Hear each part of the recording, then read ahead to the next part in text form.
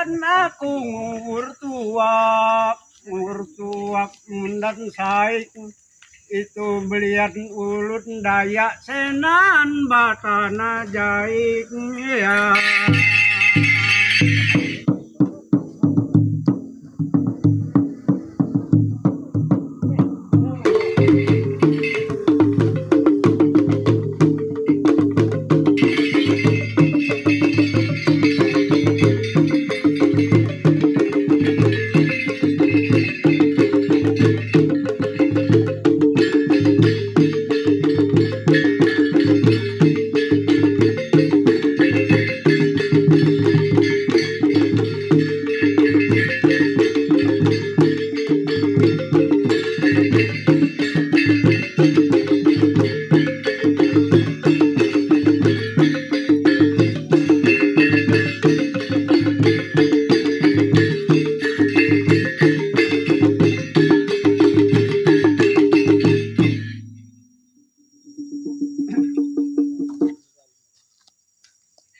Kakena ku nguyan sabut kuya ali girigi itu kait nyambut ulun awin ja RRI ya.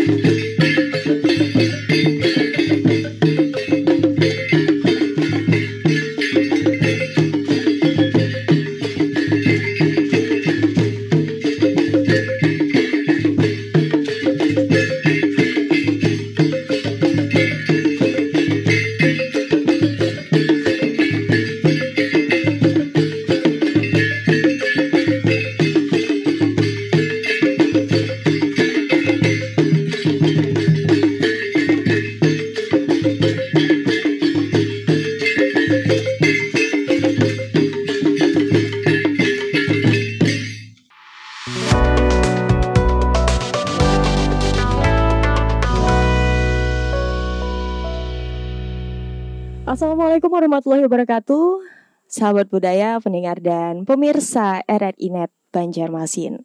Kembali menjumpai Anda dalam sajian obrolan budaya bersama saya Nanda Safitri. Sahabat budaya, di kesempatan kali ini kita akan mengangkat bahasan merawat tradisi dan budaya Dayak Deah di Desa Pangelak, Kecamatan Upau, Kabupaten Tabalong, Kalimantan Selatan. Tanah Borneo memiliki kekayaan ragam tradisi dan budaya. Salah satunya yang dilakukan Bapak Wencen dan Ibu Marleci yang berusaha mempertahankan warisan budaya yang ada di Desa Pangelak. Sudah bersama saya Bapak Wencen. Beliau merupakan pendiri sekaligus pimpinan Sanggar Tatau Dayo. Pak Wencen, apa kabar? Sehat ya Pak ya. Baik. Di samping Pak Wencen ada Ibu Marleci atau yang akrab biasanya disapa Ibu Leci. Ibu apa kabar? Baik. Baik ya Bu. Ya ini didampingi juga oleh dayang-dayang yang cantik Bu ya. Iya. Dan kira-kira warisan budaya Dayak Deah apa saja yang ada di Desa Pangelak ini? Tetap bersama kami dalam obrolan budaya RRI.net Banjarmasin.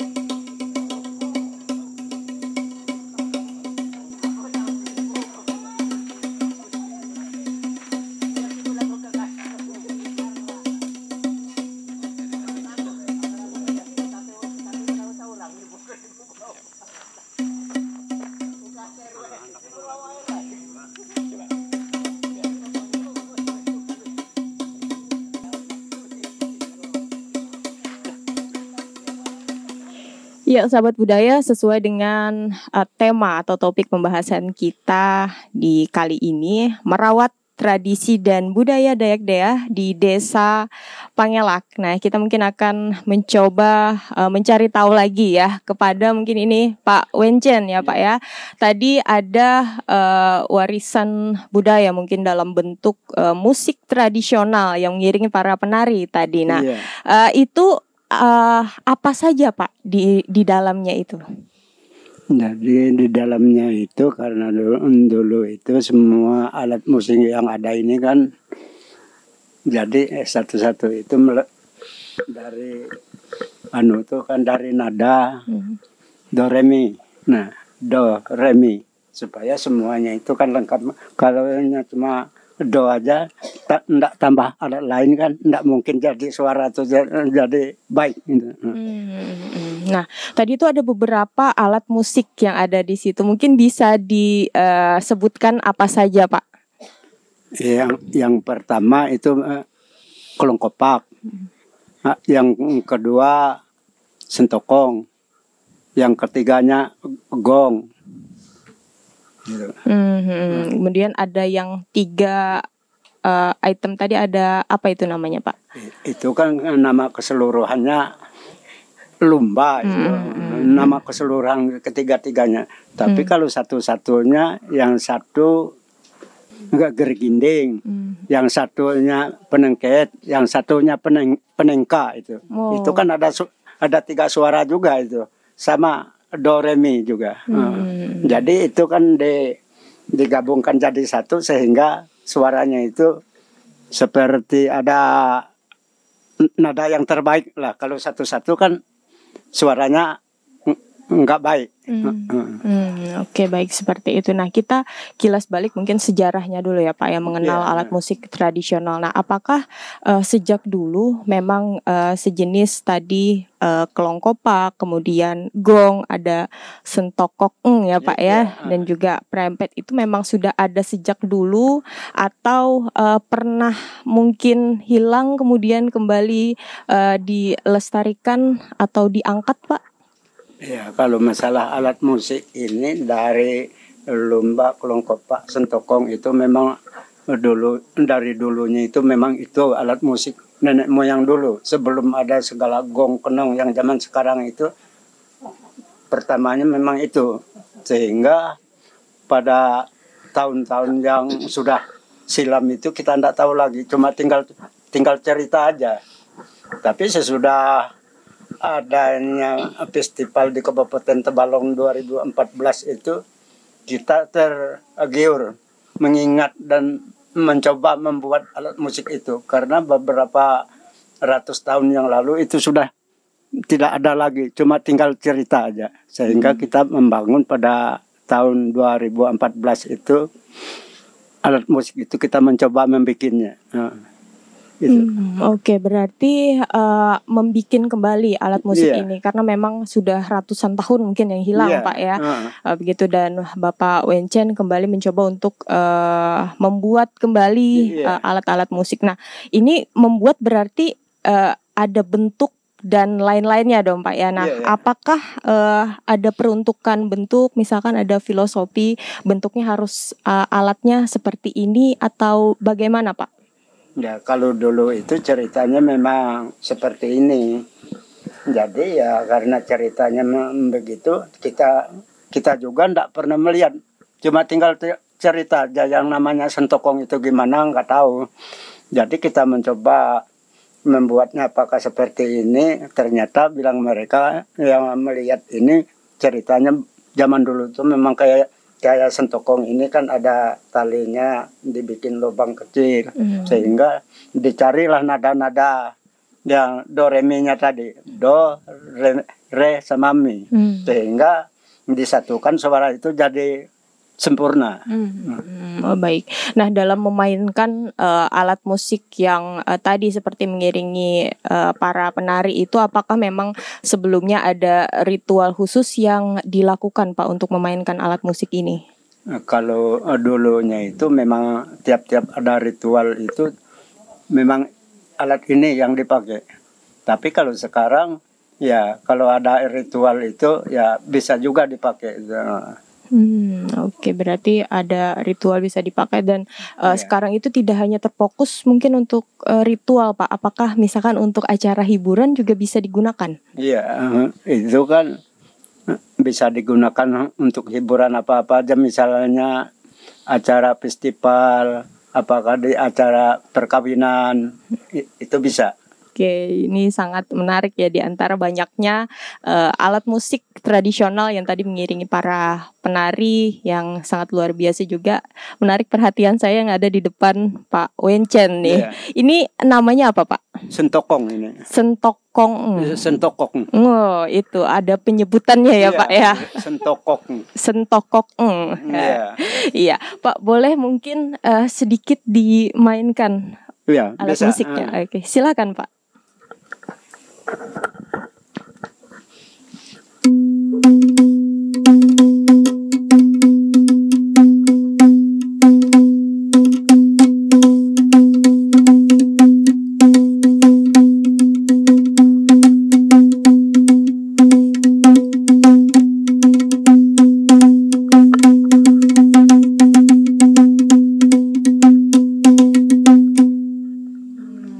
Oke, baik. Itu tadi bunyi dari sentokok.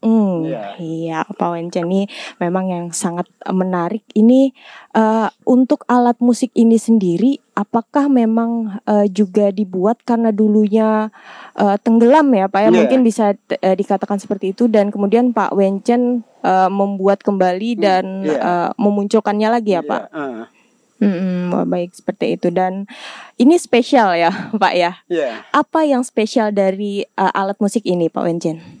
Karena spesialnya alat musik ini karena dari dulu kan nenek moyang dulu itu kan alat musik ini yang jelasnya dimainkan oleh mereka dulu sebelum ada alat musik lain. Jadi setelah ada datangnya alat musik yang baru seperti gong kenong yang asli dari tembaga itu, lalu alat musik sentokong ini hilang. Jadi setelah hilang itu kita buat lagi alat musik ini sehingga alat musik ini mengingat nenek moyang kita dulu sehingga mereka itu kita peringati peninggalan mereka itu bisa hidup kembali. Jadi masalah yang itu setelah kita membuat alat musik ini dan kita tampil di festival 2015 itu kebetulan juga sangat banyak yang mendukung dan menyupport Sanggar, terutama Pak Firman Lusi yang menyupport Sanggar kita itu. Dan sangat dibanggakan oleh mereka, soalnya dibilang mereka seluruh bukan ya kita alat yang baru. Inilah alat musik yang paling asli di seluruh Kalimantan. Bahkan bilang mereka tidak ada samaannya lagi. Seluruh Indonesia, bukan cuma di Kalimantan aja. Jadi itu sehingga mereka sangat sayang kepada alat musik kita dan sanggar kita sendiri. Gitu. Oh, baik. Berarti itu spesialnya dari alat musik sentokok ini ya, Pak ya. Nah, itu kan tadi ada bunyi yang ditimbulkan oleh alat musik ini. Nah, bunyi ini sendiri apakah kan ini dulu hilang kata Pak Wencen tadi, kemudian belum pernah melihat aslinya seperti apa. Nah, untuk memunculkan bunyi yang dikira rasa pas itu seperti apa, Pak?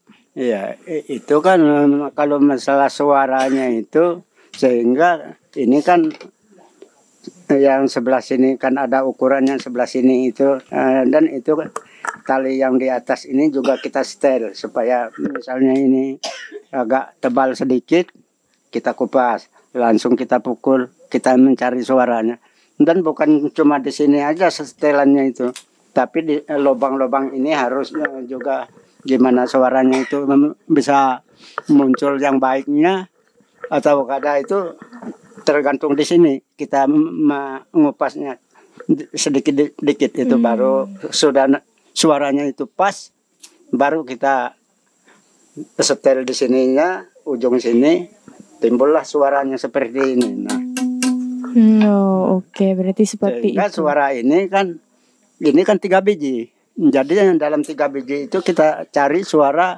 do, re, sama mie. Nah, Oke, berarti seperti itu ya, Iya. untuk bunyinya ini tadi ya Pak ya. Iya. Nah, tapi kalau pembuatannya sendiri apakah memerlukan waktu yang banyak atau seperti apa Pak untuk membuat alat musik ini sendiri? Ya kalau membuat alat musik ini ya, kalau dibilang gampang, dibilang susah. Ya, tapi banyak susahnya. Soalnya kan banyak susahnya bikin lubang ini kan ada tali yang di atas ini.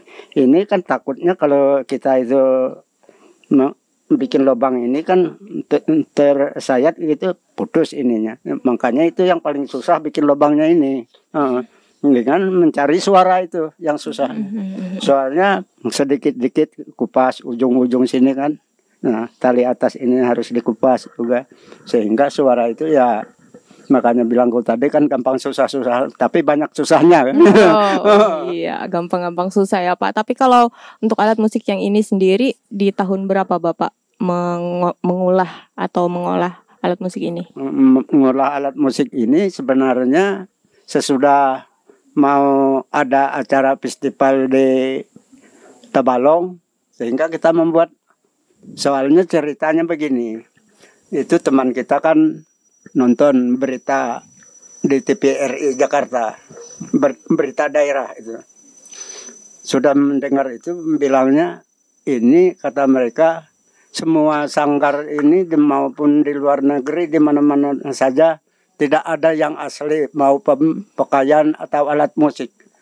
Lalu dia habis nonton itu langsung jalan ke tempat kita. Sehingga dia cerita masalah itu. Pertama ya baju kulit kayu. Bilangnya kalau leluhur kita dulu itu gimana ya? Bagaimana? Dulu kan tidak ada kain apa macam itu.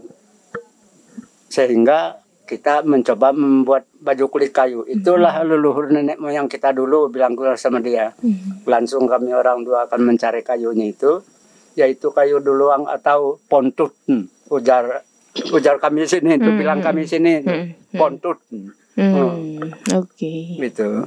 Sehingga kita bikin, dan sesudah itu kita juga tergiur. Kalau cuma kita bikin bajunya ini aja, kalau ndak bikin sanggar ndak mungkin kita bisa main di mana-mana. Sehingga kita membuat alat sentokong ini supaya sesuai dengan bajunya. Oke, seperti itu ya untuk membuat alat musik ini sendiri juga langsung Pak Wencen yang membuatnya juga ya. 2014. Wah. Tanggal 25 itu kita ingat awal kita 2014 bikin itu. Berarti ya lebih setengah bulan. Iya. Baru selesai. Berarti pokoknya semua alat musik ini, gendang maupun gong itu. Berarti ini sudah terjaga bertahun-tahun untuk alat musik sentokong ini sendiri ya Pak. Nah, pada awal proses pembuatan alat musik ini sendiri, apakah ada ritual khusus juga Pak yang dilakukan atau tidak ada? Ini kan alat musik ini kalau dulu itu ndak ada khususnya untuk main yang musik seperti ini, tarian itu memang ndak ada. Cuma kalau ada ritual misalnya orang sakit kan yang tidak bisa diobatin kemana-mana sehingga dia gangguan orang halus, sehingga ini alatnya dipakai untuk acara ritual yang namanya belian bawo atau belian bukit itu dipakai. Baik, seperti itu. Nah, ini kan dulu memang sempat tenggelam ya Pak. Kemudian kembali dilestarikan. Apa sih yang membuat Pak Wencen sendiri atau apa yang membuat Pak Wencen untuk ini loh alat musik yang harus aku lestarikan dan aku harus coba bangkitkan alat musik ini, itu apa yang mendorong Pak? Iya, karena mendorong kita itu ya karena namanya cerita leluhur itu, kalau tuh ya kalau bisa kita mengingat itu kan supaya itu tidak hilang. Jadi leluhur kita itu tidak hilang begitu saja, tinggal cerita. Jadi itu alasan kita membuat alat musik ini supaya leluhur kita itu hidup kembali dan teringat, walaupun mereka sudah berapa tahun yang lalu meninggal, tapi leluhur mereka itu tidak lupa, dan alat musik itu kita munculkan kembali supaya cerita leluhur itu hidup kembali. Oke, berarti menjaga ya Pak ya. Menjaga kelestarian mereka. Oke, luar biasa apa yang dilakukan Pak Wencen ini ya Pak ya. Dan fungsinya sekarang memang untuk alat musik sentokong ini apakah masih seperti dulu yang dikatakan tadi ada untuk ritual pengobatan, atau sekarang pun juga masih, atau seperti apa Pak? Kalau sekarang itu kalau sudah ada orang yang sakit itu masih dipakai. Untuk hiburan? Ritual menyembuhkan orang sakit. Untuk hiburan? Untuk hiburan juga bisa itu. Asalkan tadi kan sudah aku bilang kalau ada acara aruh adat, misalnya ada nikah. Baik, seperti itu. Nah Pak, ini pastinya kalau sudah dibangkitkan kemudian dilestarikan ya Pak ya. Nah usaha untuk merawat dan juga menjaga agar apa yang telah Pak Wencen bangun ini bisa tetap terjaga itu apa Pak? Iya, kalau masalah ini selama kita hidup itu memang ini selama kita itu merawat ini ya jangan sampai hilang lah. Maka jangan sampai hilang itu sesudah kita itu, makanya kita melatih mereka membuat ini supaya leluhur itu tidak akan hilang lagi sampai kapanpun gitu. Sampai anak cucu harus mereka ngelihat membuat ini supaya leluhur itu tidak hilang lagi. Oke. Dan salah satunya juga mendirikan sanggar ya Pak? Iya. Sanggar Tatau Dayo. Wah, ini yang berdiri itu sejak tahun berapa Pak? Ya, yang berdirinya kita latihan mulai 1 Januari 2015. Baik, sudah berusia tahunan juga untuk sanggar. Sekitar, ya, ini 2002. Iya, berarti ini memang salah 8 tahunan lah. Salah satu upaya juga Pak ya untuk tetap melestarikan tradisi dan juga budaya yang ada di desa Pangelak ini Pak Wencen. Nah pendengar dan juga pemirsa RRI Net Banjarmasin, jangan kemana-mana, tetap bersama kami dalam obrolan budaya RRI Net Banjarmasin. Tenun Pagatan adalah kain tradisional masyarakat Bugis Pagatan, Kalimantan Selatan. Tenun Pagatan muncul bersama dengan kedatangan para perantau Bugis pada pertengahan abad ke-18. Selain memiliki nilai ekonomis dan budaya, tenun Pagatan juga mengandung nilai sosial. Tenun Pagatan ini hanya digeluti oleh masyarakat suku Bugis Pagatan secara turun-temurun dengan ciri khas dan motif yang unik karena dibuat dengan cara yang sangat tradisional, yaitu menggunakan alat penenun dari kayu yang hanya bisa diolah menggunakan benang sutra. Tenun yang satu ini memiliki ciri khas yang jauh berbeda dari sasirangan. Dari segi jenis kainnya hingga motif dan cara pembuatannya, semuanya sangat berbeda. Beberapa pengrajin mencoba memadukan motif sasirangan seperti motif gigi haruan atau motif halilipan ke dalam kain tenun Pagatan, sehingga menghasilkan sesuatu yang baru dan unik. Tenun Pagatan sudah banyak digunakan untuk berbagai jenis pakaian sesuai dengan selera pemakai atau pemesannya.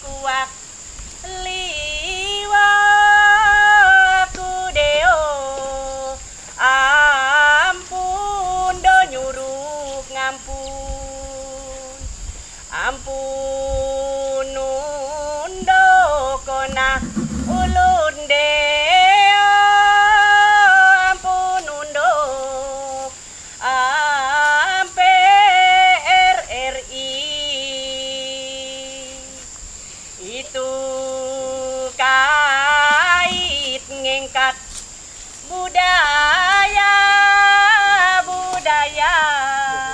dea kona Dayak dea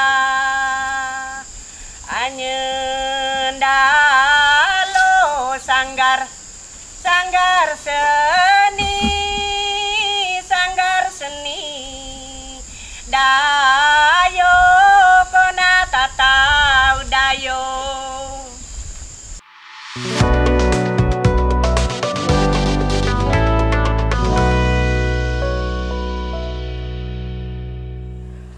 Masih bersama kami dalam obrolan budaya RRI Net Banjarmasin. Dan kalau tadi kita sudah banyak berbicara terkait dengan musik tradisional yang ada di Desa Pangelak ini bersama Bapak Wencen. Dan tidak afdol rasanya sahabat budaya kalau kita tidak mengetahui sastra lisan Dayak Deah.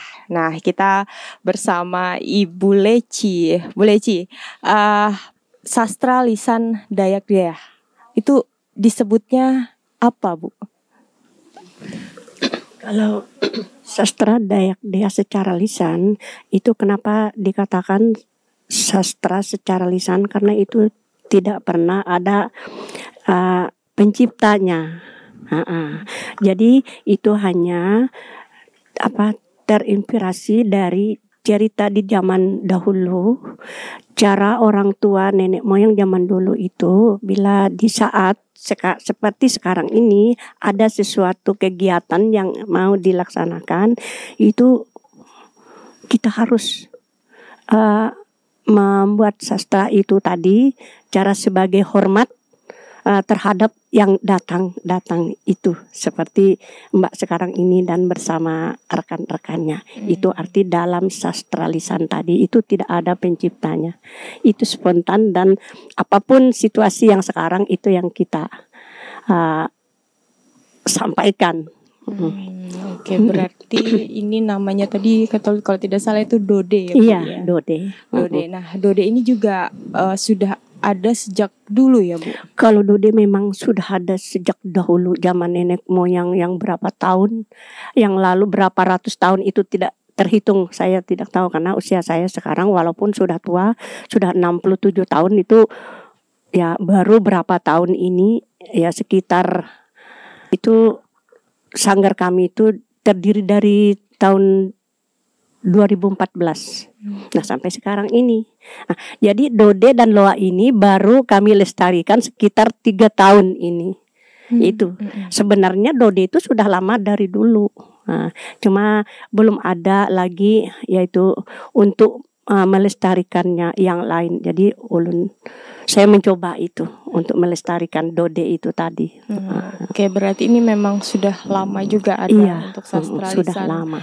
dode ini sendiri, dan Ibu pun sudah bertahun-tahun tentunya untuk menggeluti Nabu.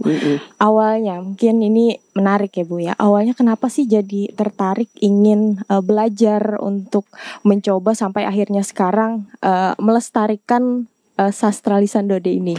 Karena itu banyak dorongan dari baik dari itu pemerintahan kabupaten, karena mereka itu sering melihat Dayak-Dayak di mana itu pasti ada syair, tapi dengan menggunakan bahasa Dayak masing-masing kan. Nah, jadi di sini belum ada itu. Jadi maka saya yang pertama kali untuk membawakan artinya syair dode dan loa ini yang sampai ditampilkan itu. Oke, berarti Ibu Leci adalah pertama ya pada saat ini, Bu. Waktu awal menarik nih pastinya ya kan. Saya tertarik misalkan untuk mempelajari dode ini. Nah, dari awalnya itu apakah memang mulus saja untuk tahap belajarnya ini? Apakah memang ada kendala-kendala juga, Bu? Tidak mulus, berat. Yang pertama kan suara yang sudah tua ini untuk mencari nada itu susah.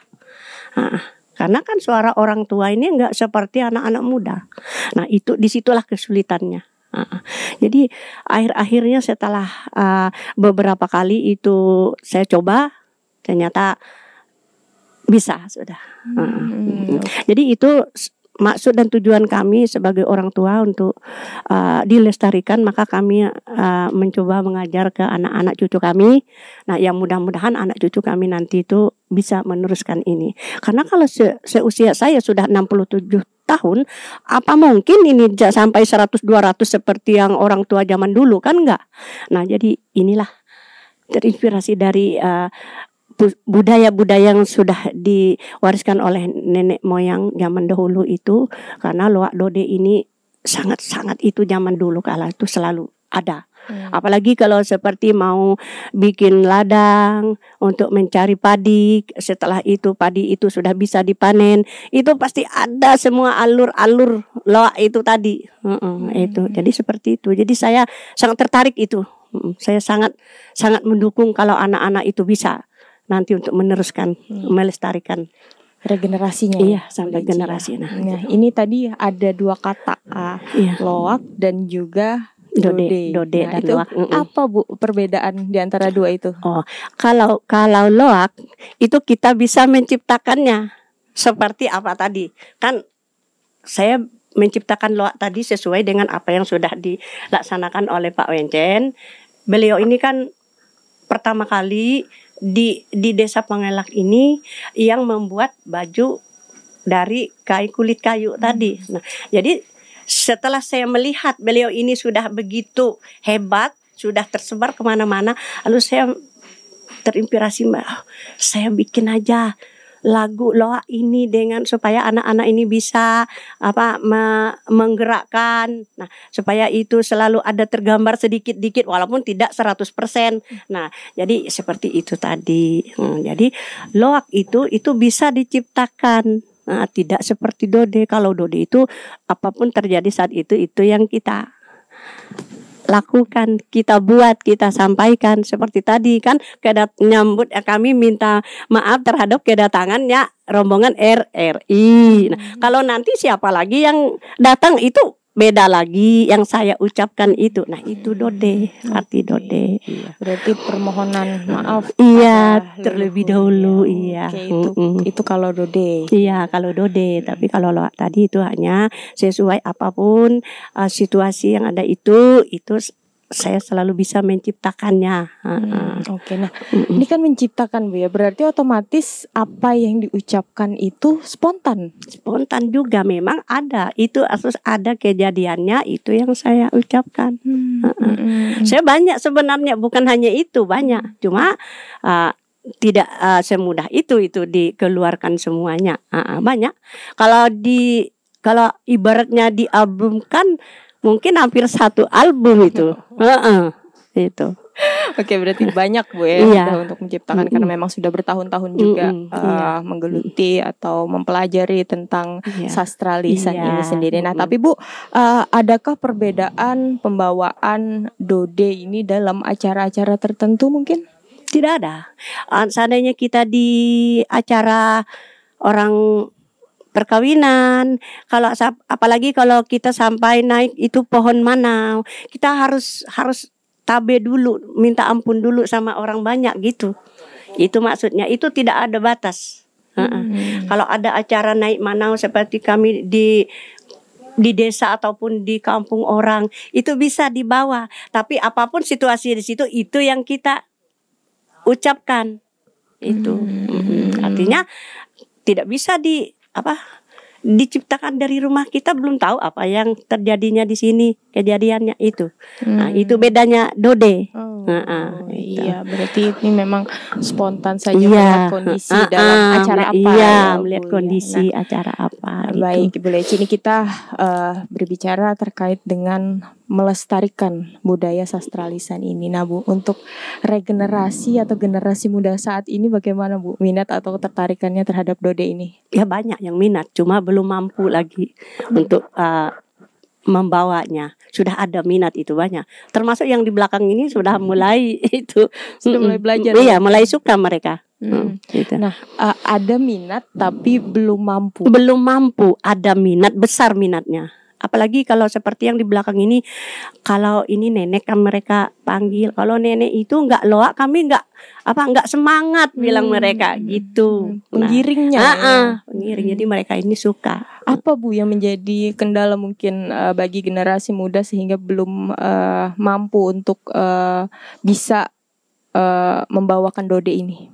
Itu dikarenakan yang pertama tidak seperti lagu dangdut. Kalau lagu dangdut mereka rock apa yang namanya yang punya anak sekarang TikTok, mereka cepat itu. Mereka bisa. Tapi kalau untuk loa di zaman dahulu kala itu yang diangkat oleh saya sekarang ini, mereka ini belum begitu cepat menangkap, menerima, tapi minat ada. Baik, minatnya ada. Iya, tapi belum mampu itu. Iya, tadi. belum mampu. Tapi dengan adanya pembelajaran, mungkin bimbingan, iya, suatu saat bisa. Suatu saat saya berdoa, mudah-mudahan ini akan selalu dilestarikan, dikembangkan oleh anak-anak cucu ini. Iya, itu harapan ya. Iya, harapan. Ya. Iya, harapan Bu, saya. mungkin saya juga mau mendengarkan sedikit, mungkin bisa dicontohkan bagaimana Dode itu, Bu. Silakan. Ya, baik. Jadi saya mengambil untuk dua bait pertengahan lah. Ya, ini. Itu aku ngangkat budaya dea kena Dayak dea. Itu artinya saya sekarang ini sedang mengangkat budaya Dayak.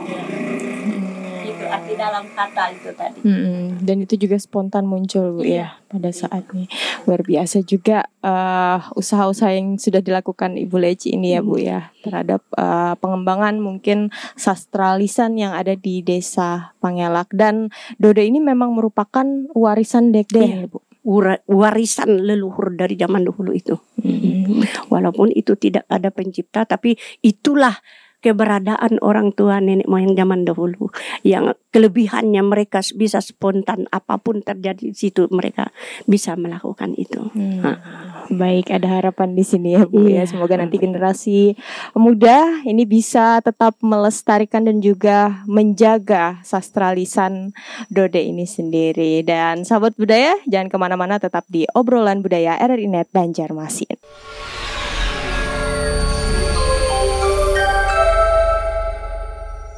Itu aku Dayak dea, ngingkat kisah zaman baik, kisah zaman datu walau nian mambe, zaman reo belo kain nasuire, zaman reo belo kain nasuire, nobong nake tu bakayu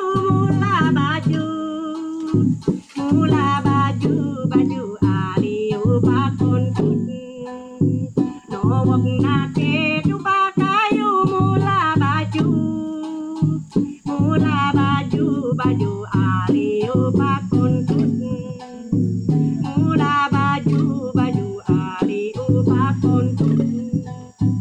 Pakeletu dam ngingkata budaya, doho tapi naik kata berkisah, bitu tak pakai baju pakayu, dong tak muncul kontut budaya daya dea, bitu tak pakai baju pakayu, baju kontut budaya daya dea, baju kontut budaya daya dea. Baju kontut budaya daya dea.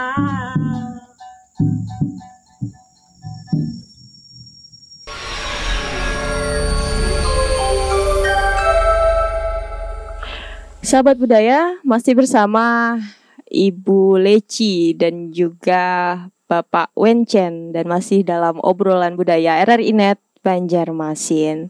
Dan tidak afdol juga rasanya kalau kita tidak membahas pakaian yang kita pakai pada edisi kali ini. Ini memang sangat menarik, kita mengenakan pakaian tradisional kulit kayu. Dan mungkin kita langsung menanyakan kepada sang pembuat kepada Bapak Wencen. Pak Wencen, baju kulit kayu ini apakah memang merupakan pakaian tradisional Dayak Deah, Pak? Ya, kalau misalnya itu dari dulunya memang asli pakaian Dayak Deah. Ini ceritanya agak sedikit panjang. Ya. Jadi awalnya dulu kan leluhur itu bukan kulit kayu pakaiannya, tapi dari dedaunan yang seperti daun kalau bahasa anunya berambang itu kan bawang, tapi ini berambang nama kayunya itu sama daun puai. Itu yang mereka selip dibikin untuk menutupi kemaluan, sehingga satu hari itu bisa sampai 3 kali 4 kali mereka mengganti daun itu, soalnya mudah robek. Sesudah itu mereka itu merasa kayak begitu, mereka ada inisiatif untuk mencari kulit kayu yang namanya kayu pontut itu. Sehingga setelah mereka membuat itu, ya sudah kering langsung dipakai, sehingga itu tidak mudah robek. Sehingga dari itu mereka, pakaian mereka, soalnya dulu itu tidak ada sama sekali kain, sehingga mereka memakai itu, dan beberapa ratus tahun itu tetap mereka memakai itu. Tapi setelah datangnya adanya kain tenunan dari luar, entah dari mana itu, sehingga mereka walaupun mahal harganya beli kain itu, sehingga pada zaman itu hilanglah baju kulit kayu tadi. Itu kalau berbicara sejarah ke belakangnya, Pak ya. Iya. Nah, pada saat ini juga ini masih tentunya ya dibuat juga, Pak Wencen. Nah, mulai membuat untuk baju kayu ini sejak kapan, Pak Wencen? Iya, membuat baju kulit kayu ini ya sudah ceritanya sama dengan alat sentokong ini tadi. Setelah ada cerita itu, baru kita membuat baju kulit kayu itu.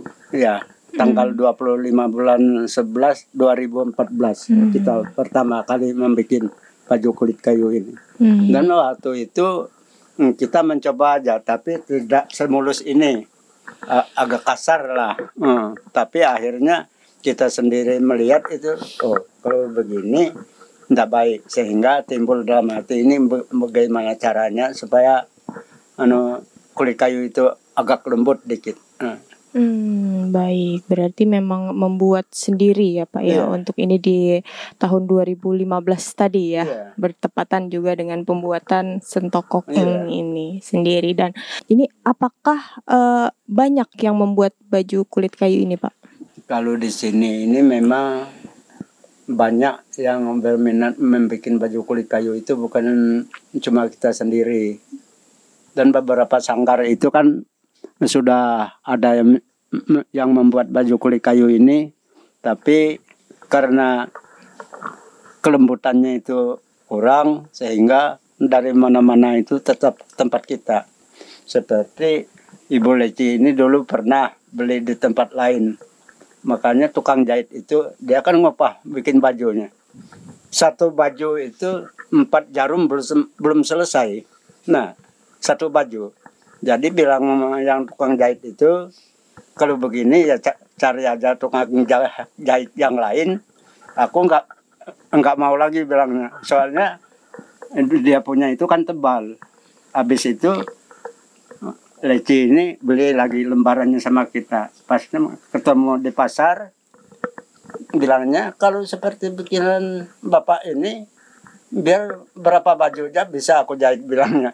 Dijahitnya lembut kayak gini ya. Itu aja. Oke, itu memang untuk di Desa Pangelak ya Pak ya, di Kecamatan Upau ini sendiri memang banyak yang membuat untuk baju kulit ini, cuman beda tangan itu beda hasil ya. Pencennya Iya, dari Kaltim juga dulu itu, dari Kalteng itu, dan dari Kapuas juga pernah ketemu di Banjarmasin waktu festival itu. Kok punya Bapak ini lembut betul kayak ini, gimana bikinnya? Iya sama aja bilangku gitu, tapi cara ngolahnya itu aja, tekniknya gimana supaya dia lembut dan enggak robek. Kan punya mereka itu banyak bolong-bolong robek lah. Tapi itu teknik mencari pohonnya itu ya enggak sembarangan juga. Maka itulah yang rahasia untuk kita sendiri. Oke.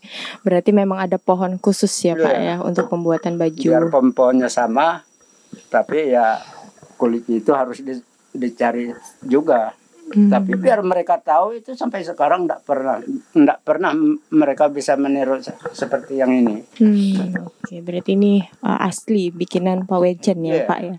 Nah Pak, tapi kalau untuk satu baju mungkin itu memerlukan proses berapa lama untuk pembuatannya Pak Wenchen? Kalau dulu itu ya sekitar 2 hari baru selesai baju. Tapi kalau sekarang sudah bikinnya kita biasa itu satu rompi itu mungkin 1 hari itu 3 bisa selesai. Oke, berarti kalau sekarang itu bisa 3 dalam 1 hari ya Pak ya. Seperti topinya aja itu kalau itu ya sekitar dari pagi itu sekitar jam 8 sampai tengah hari itu bisa 5 selesai. Wah, luar biasa sudah ini ya untuk membuatnya karena sudah lihai mungkin seperti itu. Tapi kalau dalam proses pembuatannya sendiri yang memakan waktu lama ini apakah menghaluskan kulit kayunya atau proses apa Pak? Pokoknya prosesnya itu ya kalau membikinnya itu ya susah juga. Makanya pertama kita bikin yang seperti lengan kayak ini itu 5 jam prosesnya baru selesai.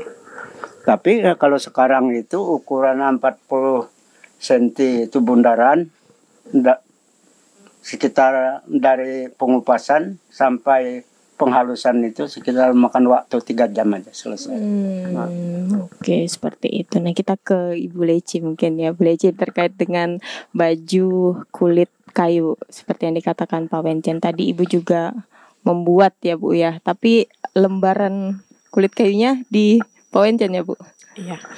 Jadi begini ceritanya. Karena seperti apa yang dikata Pak Wenchen tadi itu benar.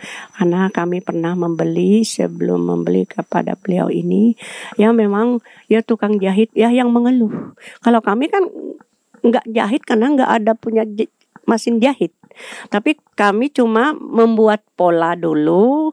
Setelah pola itu selesai kami kasih ke tukang jahit. Tukang jahit yang meniru pola yang kami buat itu. Nah, jadi setelah merasa berapa lembar dulu 2 itu hampir gagal, baru kami ke bapak ini. Nah, kalau nggak salah ke bapak ini sudah mungkin hampir 30-an lembar. 30-an lembar. Yang pesanan yang dari bapak ini yang kami dari sanggar kami itu yang memakai baju kulit kayu. Gitu. Bahkan sampai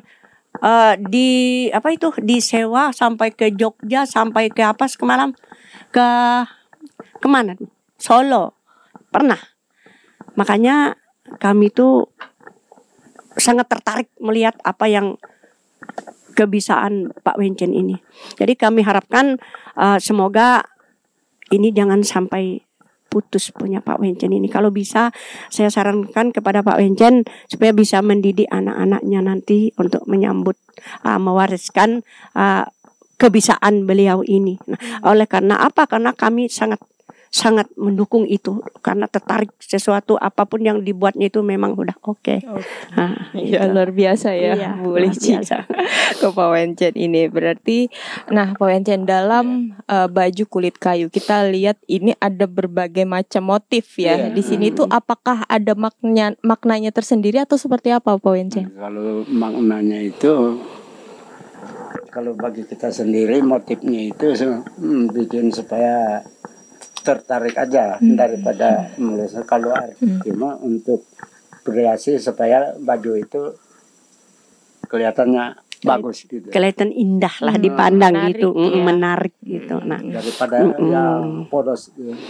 Iya. Kan kain-kain itu kalau enggak diwarna misalnya motif batik, kalau kainnya biasa aja kan kurang menarik. Peminat itu kurang tertarik juga.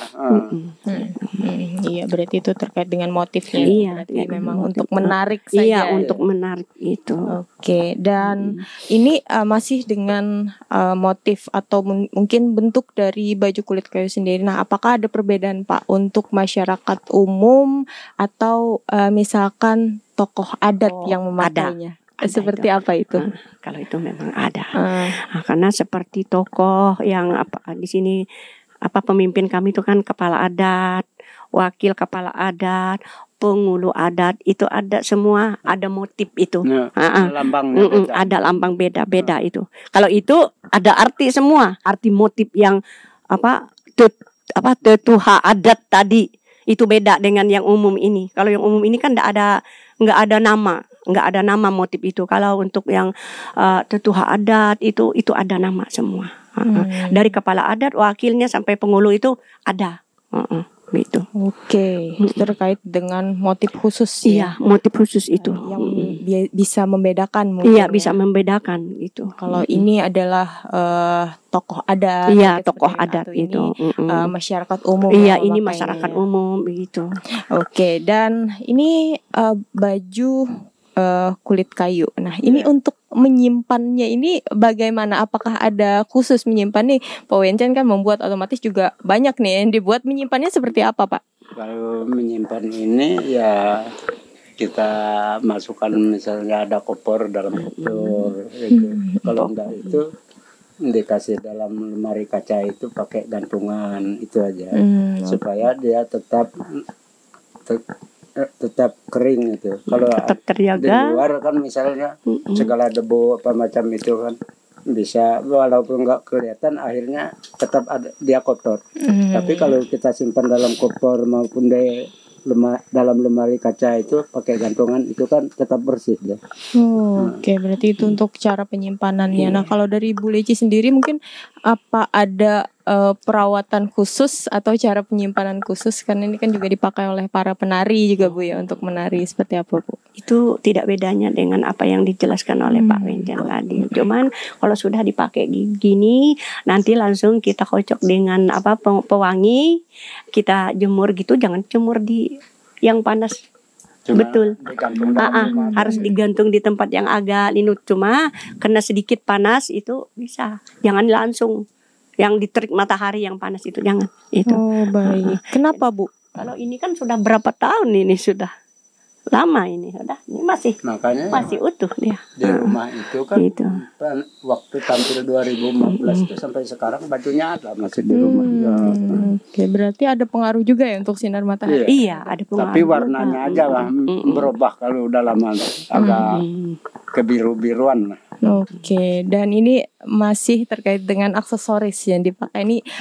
Kalau dilihat nih ada semacam kayak biji-bijian Bu ya. Itu apa, ada namanya atau seperti apa Bu? Kalau ini walaupun ada yang besar, ada yang hitam, ada yang putih, ada yang agak kekuningan, ini sama namanya. Nah, cuma bedanya dia punya warna, ada yang putih, ini namanya buah petaka. Dan ini pun bukan hanya untuk aksesoris, untuk kita supaya cantik, bukan. Ini ada ceritanya di zaman dahulu. Nah, kalau kita pakai ini, seandainya kita kan di tengah jalan, nggak tahu ada Petir. hujan ribut, timbul petir. Jadi kita tuh nggak mudah disembar petir itu, nggak mudah kalau kita pakai ini. Makanya kalau bisa ya gelanglah, kalungkah itu kalau Ini. bisa. Itu ini bukan hanya untuk cantik, enggak. Penangkal petir. Penangkal itu.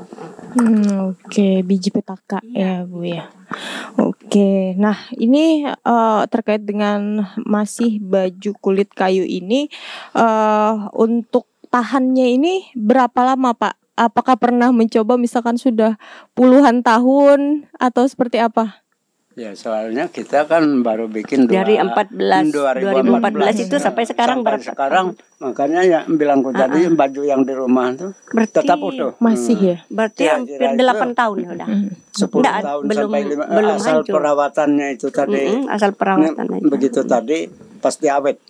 Pasti awet. Oke, nah ini apakah misalkan kalau masyarakat luar yang tertarik, apakah baju ini diperjualbelikan atau bisa memesan atau seperti apa Pak Wenchan? Ya, kalau masalah itu dari pertamanya yang mulai baju ini sudah diketahui oleh masyarakat banyak, sehingga mereka itu dari tahun 2016 itu sampai sekarang itu ada yang langsung beli, ada yang pesan, ada yang langsung diukur di badannya.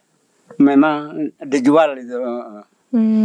Oke, berarti memang diperjualbelikan untuk masyarakat umum ya. Iya. Siapa yang mau? Berarti nanti untuk masyarakat yang tertarik mungkin bisa juga untuk membeli ya Iya. Pak ya, baju kulit kayu asli dari masyarakat Dayak-Dayak di Desa Pangelak ini. Oke. Dan sangat menarik obrolan budaya kita di edisi kali ini. Terima kasih kepada Pak Wencen atas waktunya ya Pak ya. Iya, Salam terima sehat. kasih juga sama-sama. Iya, kepada Ibu Marleci Buleci juga terima kasih ya Bu ya. Sama-sama. Waktunya sudah bersama kami, berikan banyak motivasi dan juga ilmu wawasan terkait warisan budaya yang ada di Desa Pangelak ini. Dan sahabat budaya, inilah ragam kekayaan warisan budaya Dayak-Dayak yang terus dirawat dan dijaga di Desa Pangelak, Kecamatan Upau, Kabupaten Tabalong, Provinsi Kalimantan Selatan. Saya Nanda Safitri, sampai jumpa kembali di edisi berikutnya. Sampai jumpa.